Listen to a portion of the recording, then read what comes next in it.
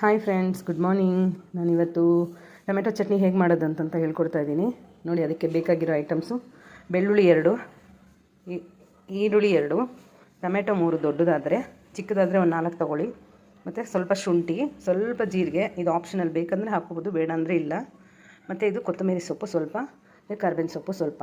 ಇಷ್ಟೆಲ್ಲ ಹಾಕ್ಕೊಂಡು ನಾವು ಫ್ರೈ ಮಾಡೋಣ. ಫಸ್ಟು ಫ್ರೈ ಮಾಡಬೇಕು. ನೋಡಿ, ಈ ಥರ ಎಲ್ಲ ಎಣ್ಣೆ ಹಾಕಿ ಚೆನ್ನಾಗಿ ಫ್ರೈ ಮಾಡಬೇಕು.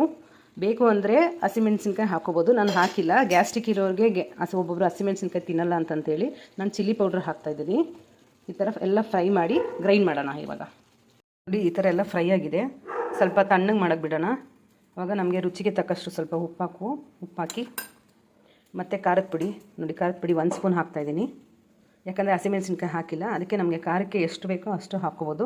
ಜಾಸ್ತಿ ಖಾರ ತಿನ್ನೋರು ಸ್ವಲ್ಪ ಇನ್ನೂ ಜಾಸ್ತಿ ಹಾಕ್ಕೋಬೋದು, ಕಡಿಮೆ ತಿನ್ನೋರು ಸ್ವಲ್ಪ ಕಡಿಮೆ ಹಾಕ್ಕೊಳ್ಳಿ. ಇದಕ್ಕೆ ಆಪ್ಷನಲ್, ಬೇಕಂದರೆ ಹಸಿಮೆಣ್ಸಿನ್ಕಾಯಿನೂ ಹಾಕ್ಕೋಬೋದು. ಓಕೆನಾ?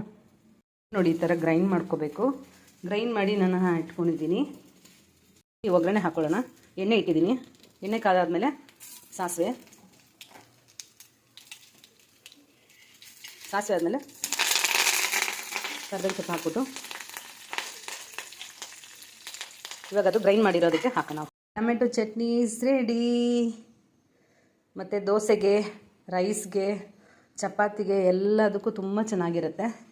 ಓಕೆನಾ? ನೀವು ಟ್ರೈ ಮಾಡಿ, ಮತ್ತು ಲೈಕ್ ಮಾಡಿ, ಶೇರ್ ಮಾಡಿ, ಸಬ್ಸ್ಕ್ರೈಬ್ ಮಾಡಿ. ಬಾಯ್.